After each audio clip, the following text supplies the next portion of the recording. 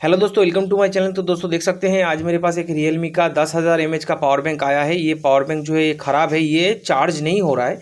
तो आज हम इसको ओपन करेंगे और देखेंगे इसमें क्या समस्या है, क्यों ये चार्ज नहीं हो रहा है। और बेसिकली ये समस्या सभी पावर बैंक में होता है। जब भी यहाँ पे आप चार्जिंग पॉइंट में जो है चार्जर का पिन डालोगे तो यहाँ पे देख सकते हैं ये वाला समस्या होता है। ठीक है, तो यहाँ पे देख सकते हैं सारा पिन जो है, सारा जो LED है वो एक बार में ब्लिंकिंग करता है। देख सकते हैं यहाँ पे एक बार में ये ब्लिंकिंग कर रहा है। ठीक है, तो यहाँ पे देख सकते हैं इस तरह से ये काम करता है।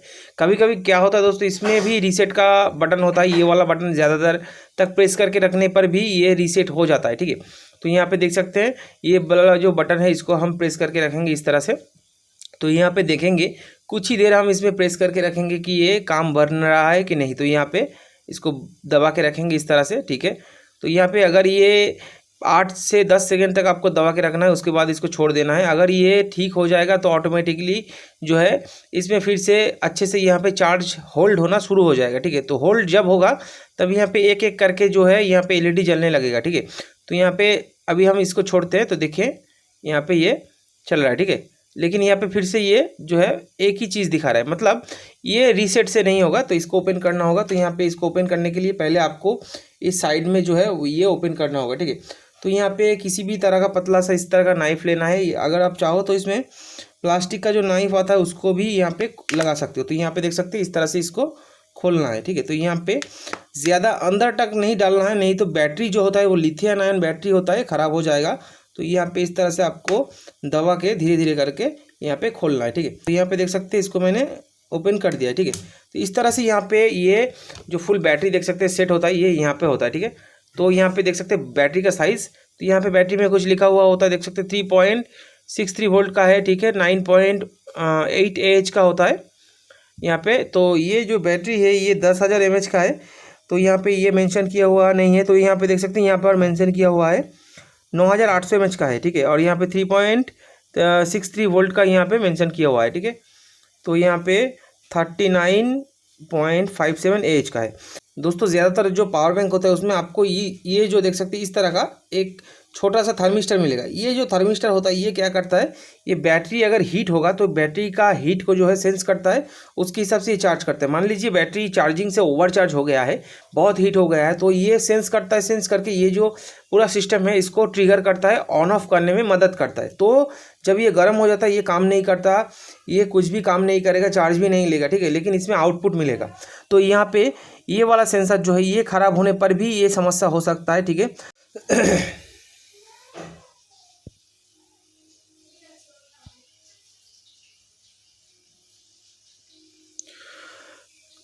तो दोस्तों यहाँ पे इनपुट होने पर आपको यहाँ पे आउटपुट मिलेगा जो बैटरी चार्ज करेगा। यहाँ पे देख सकते हैं ये दोनों पॉइंट, यहाँ पे B- लिखा हुआ है, यहाँ पे B+ लिखा हुआ है। ठीक है, और यहाँ पे देख सकते हैं आपका छोटा छोटा यहाँ पे IC जो है, ये वाला IC ये आपका एम्पियर को हाई करता है। तो यहाँ पे देख सकते हैं ये 3 IC लगा हुआ होता है।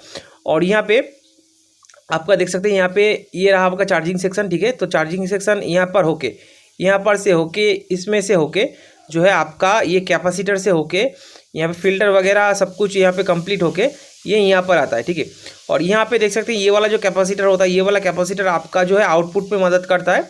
तो यहाँ पे ये जो इतना सारा सेक्शन है, ये वाला यहाँ पर ये इतना सा जो सेक्शन है ये आपका आउटपुट का सेक्शन है, और यहाँ पर भी ये आउटपुट का आपका सेक्शन है। ठीक है, क्योंकि यहाँ पे ये इंटेलिजेंट चार्ज को सेंस करता है। और यहाँ पे ये जो है ये आपका चार्जिंग IC है। ठीक है, तो यहाँ पे देख सकते हैं ये वाला तो यहाँ पे चार्जिंग IC है। और यहाँ पे देख सकते हैं ये वाला जो है ये डायोड है। ठीक है, तो यहाँ पे ये वाला ये डायोड है। ये जो है ये आपका जो है प्रोटेक्शन रजिस्टर है। जब भी ओवरलोड होता है तो ये रजिस्टर जो है ये उड़ जाता है। ठीक है, तो यहाँ पे पहले हम बैटरी को चेक करेंगे कि बैटरी ठीक है कि नहीं। अगर बैटरी बिल्कुल डेड होगा तो ये कभी भी चार्ज नहीं होगा।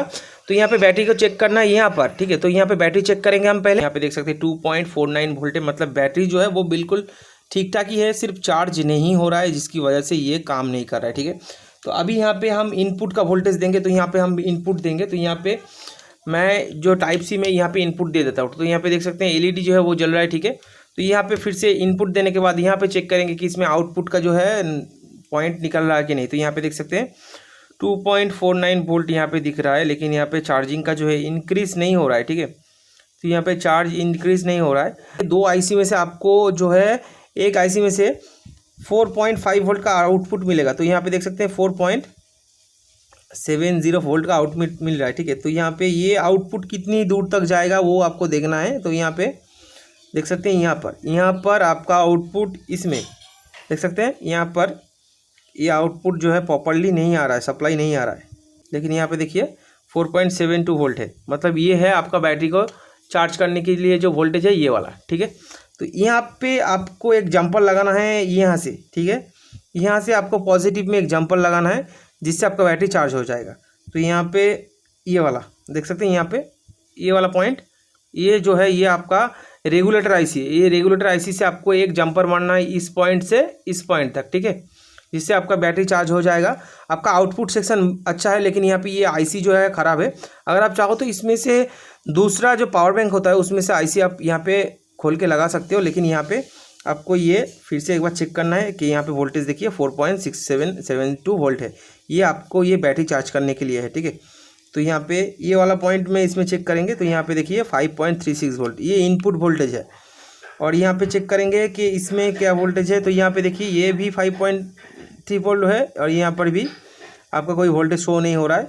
और यहाँ पर भी देखिए ये आपका ट्रिगरिंग वोल्टेज है। ठीक है, तो हम जंपर मारेंगे, तो जंपर कहाँ से मारेंगे, जंपर जो है वो यहाँ पर मारेंगे।